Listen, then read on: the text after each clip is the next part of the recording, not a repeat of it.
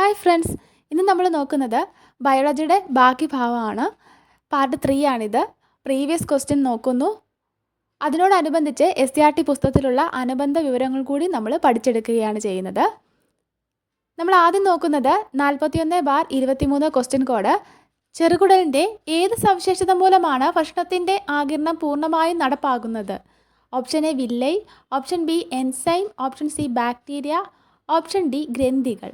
ലഘുപോഷകങ്ങളുടെ ആഗിരണം ആരംഭിക്കുന്നത് ചെറുകുടലിൽ വെച്ചാണ്. ഇവിടെ വില്ലസിൻ്റെ സ്ഥാനവും ഘടനയുമാണ് കൊടുത്തിട്ടുള്ളത്. ഇതിൽ രക്തലോമികളുണ്ട്, ലാക്റ്റിയലുണ്ട്. രക്തലോമികൾ എന്തിനാണ്? ഗ്ലൂക്കോസും ഫ്രക്ടോസും ഗാലക്ടോസും അമിനോ ആസിഡും രക്തത്തിലേക്ക് ആഗിരണം ചെയ്യപ്പെടുന്നു. ഇനി ലാക്റ്റിയലോ?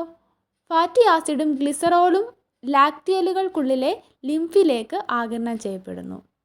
ചെറുകുടലിൻ്റെ ഭിത്തിയിൽ കാണുന്ന സൂക്ഷ്മങ്ങളായ വിരലുകൾ പോലുള്ള ഭാഗങ്ങളാണ് വില്ലസുകൾ. ഇവ ചെറുകുടലിനകത്തെ പോഷക ആഗിരണത്തിനുള്ള പ്രതല വിസ്തീർണം അനേകം മടങ്ങ് വർദ്ധിപ്പിക്കുന്നു. അപ്പോൾ വില്ലസ് എന്തിനാണ്? പോഷക ആഗിരണത്തിനുള്ള പ്രതല വിസ്തീർണം വർദ്ധിപ്പിക്കുന്നതിന് വേണ്ടിയാണ്. ഒറ്റനിര കോശങ്ങളാൽ ആവരണം ചെയ്യപ്പെട്ട വില്ലസുകളിൽ രക്തലോമികളും ലിംഫ് ലോമികളായിട്ടുള്ള ലാക്റ്റിയലുകളുമാണ് കാണപ്പെടുന്നത്. ജലത്തിൽ ലയിക്കുന്ന ലഘുപോഷകങ്ങൾ രക്തത്തിലേക്ക് ആഗിരണം ചെയ്യപ്പെടും. പോഷകഘടകങ്ങളുടെയും ഏകദേശം 90% ജലത്തിൻ്റെയും ആഗിരണം നടക്കുന്നത് വില്ലസിലൂടെയാണ്. അപ്പോൾ നമ്മുടെ ഉത്തരം എന്താണ്? വില്ലസ് ആണ്. സസ്യങ്ങൾ പ്രകാശ സംശ്ലേഷണത്തിലൂടെ പുറത്തുവിടുന്ന വാതകം ഏതാണ്? ഹരിതസസ്യങ്ങൾ പകൽ സമയത്ത് പ്രകാശ സംശ്ലേഷണം നടത്തുമ്പോൾ കാർബൺ ഡയോക്സൈഡ് സ്വീകരിക്കുകയും ഓക്സിജൻ പുറത്തുവിടുകയും ചെയ്യുന്നു. അപ്പോൾ പുറത്തുവിടുന്ന വാതകം എന്താണ്? ഓക്സിജൻ ആണ്. രാത്രിയിൽ പ്രകാശ സംശ്ലേഷണം നടക്കാത്തതിനാൽ ഓക്സിജൻ പുറത്തുവിടുന്നില്ല. രാത്രിയിൽ ഓക്സിജൻ പുറത്തുവിടുന്നില്ല. സസ്യങ്ങൾ ഉൾപ്പെടെ എല്ലാ ജീവികളും പകലും രാത്രിയും ശ്വസിക്കുന്നു. അപ്പോൾ ഓക്സിജൻ സ്വീകരിക്കുകയും കാർബൺ ഡയോക്സൈഡ് പുറത്തുവിടുകയും ചെയ്യുന്നു. അപ്പോൾ പകലും രാത്രിയും ശ്വസിക്കുന്നുണ്ട്. ശ്വസനം എന്താണ്? ഓക്സിജൻ സ്വീകരിക്കുകയും കാർബൺ ഡയോക്സൈഡ് പുറത്തുവിടുകയും ചെയ്യുന്നതാണ്. അപ്പോൾ സസ്യങ്ങൾ ശ്വസന ഫലമായിട്ട് പുറത്തേക്ക് വിടുന്നത് കാർബൺ ഡയോക്സൈഡ് ആണ്. പ്രകാശ സംശ്ലേഷണ ഫലമായിട്ട് പുറത്തേക്ക് വിടുന്നത് ഓക്സിജൻ ആണെന്നും ഓർത്തിരിക്കുക. അടുത്ത ക്വസ്റ്റ്യൻ 40/2023. രക്തം കട്ട പിടിക്കാത്ത അവസ്ഥയോ നിലയ്ക്കാത്ത രക്തസ്രാവമോ സംഭവിക്കുമ്പോൾ അതിനുള്ള കാരണം പരിശോധിക്കുന്ന ടെസ്റ്റ് ഏതാണ് എന്നാണ്. നമുക്ക് നോക്കാം. APTT activated partial thromboplastin type. രക്തം കട്ട പിടിക്കാത്ത അവസ്ഥയോ നിലയ്ക്കാത്ത രക്തസ്രാവമോ സംഭവിക്കുമ്പോൾ അതിനുള്ള കാരണം പരിശോധിക്കുന്ന ടെസ്റ്റാണ് APTT അല്ലെങ്കിൽ ആക്ടിവേറ്റഡ് പാർഷ്യൽ ത്രോംബോപ്ലാസ്റ്റിൻ ടൈപ്പ്. രക്തസാമ്പിളിൽ പ്രത്യേക റീഏജൻറ്റുകൾ ചേർക്കുമ്പോൾ എത്ര സെക്കൻഡ് കൊണ്ട് രക്തം കട്ട പിടിക്കുന്നു എന്ന് കണ്ടെത്തുന്നു. ഈ പരിശോധനയുടെ സാധാരണ മൂല്യം 30 മുതൽ 40 സെക്കൻഡാണ്.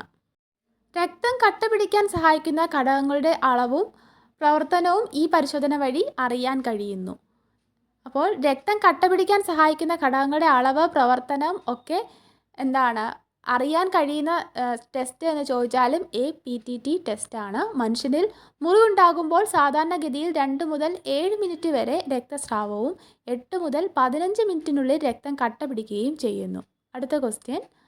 ബീജസങ്കലനം മനുഷ്യ ശരീരത്തിൻ്റെ ഏത് ഭാഗത്ത് വെച്ച് നടക്കുന്നു? Question code 127/2023.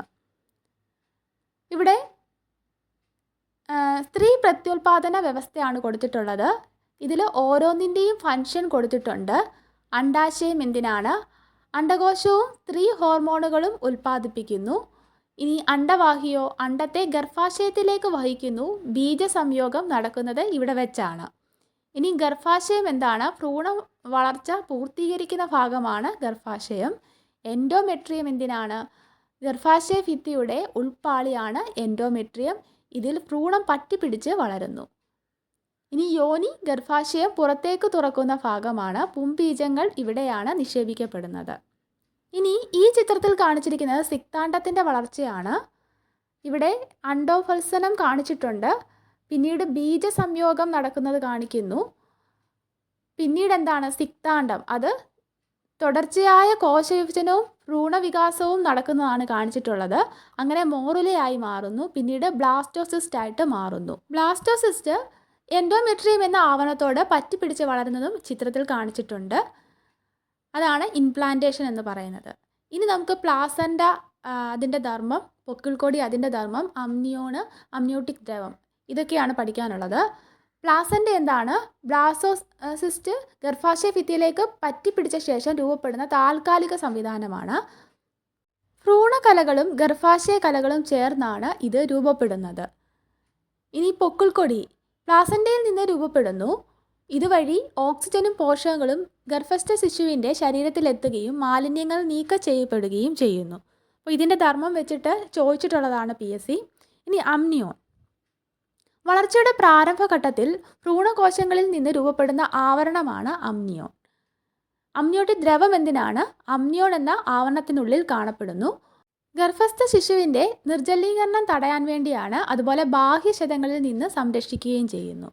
ഇനി പൊക്കിൾക്കൊടിയുടെ ഫംഗ്ഷൻ 8ാം ക്ലാസ്സിലെ SCRT ചാപ്റ്ററിലുണ്ട്. PSC ചോദിച്ചതാണ്. പക്ഷേ പ്ലാസൻ്റെയാണ് ഉത്തരം കൊടുത്തതെന്നാണ് എൻ്റെ ഓർമ്മ. ഭ്രൂണകലകളും ഗർഭാശയ കലകളും ചേർന്നാണ് പ്ലാസൻ്റ രൂപപ്പെടുന്നത്. ഇതിൽ നിന്ന് രൂപപ്പെടുന്ന പൊക്കിൾക്കൊടി വഴി ഓക്സിജനും പോഷകങ്ങളും ഗർഭസ്ഥ ശിശുവിൻ്റെ ശരീരത്തിലെത്തുകയും മാലിന്യങ്ങൾ നീക്കം ചെയ്യപ്പെടുകയും ചെയ്യുന്നു. അമ്മയുടെയും കുഞ്ഞിൻ്റെയും രക്തം പരസ്പരം കൂടിക്കലരാതെയുള്ള പദാർത്ഥ വിനിമയത്തിന് പ്ലാസൻ്റ സഹായിക്കുന്നു. അപ്പോൾ ഇത് ഓർത്തിരിക്കുക. അടുത്ത ക്വസ്റ്റ്യൻ, അസ്ഥികൾക്ക് കാഠിന്യം നൽകുന്ന സംയുക്തം. Calcium hydroxide, sodium phosphate, calcium phosphate, sodium hydroxide. നമുക്ക് നോക്കാം. അസ്ഥികളുടെ കാഠിന്യത്തിന് കാരണം കാൽസ്യം ഫോസ്ഫേറ്റ് ആണ്. അസ്ഥികളുടെ കാഠിന്യത്തിന് കാരണം എന്താണ്? കാൽസ്യം ഫോസ്ഫേറ്റ് ആണ്.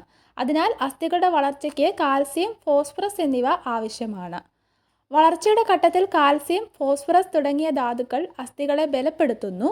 ചെറിയ കുട്ടികളുടെ അസ്ഥികൾക്ക് ബലം കുറയാൻ കാരണം കാൽസ്യം ഫോസ്ഫേറ്റിൻ്റെ നിക്ഷേപം കുറവായതിനാലാണ്. പ്രായമായവരിൽ ശരീരത്തിന് വേണ്ട കാൽസ്യം അസ്ഥികളിൽ നിന്നും ആഗിരണം ചെയ്യാറുണ്ട്. ഇത് അസ്ഥിയുടെ ബലക്ഷയത്തിന് കാരണമാകുന്നു. കുമ്പളങ്ങ, പടവലങ്ങ തുടങ്ങിയ പച്ചക്കറികളും പേരയ്ക്ക, ചാമ്പയ്ക്ക തുടങ്ങിയ പഴങ്ങളിലും മുട്ട, പാൽ, ചെറുമത്സ്യങ്ങൾ എന്നിവയിലും കാൽസ്യം ധാരാളമുണ്ട്. വീഡിയോ ഉപകാരപ്പെട്ടെങ്കിൽ ലൈക്ക് ചെയ്യുക, ഷെയർ ചെയ്യുക.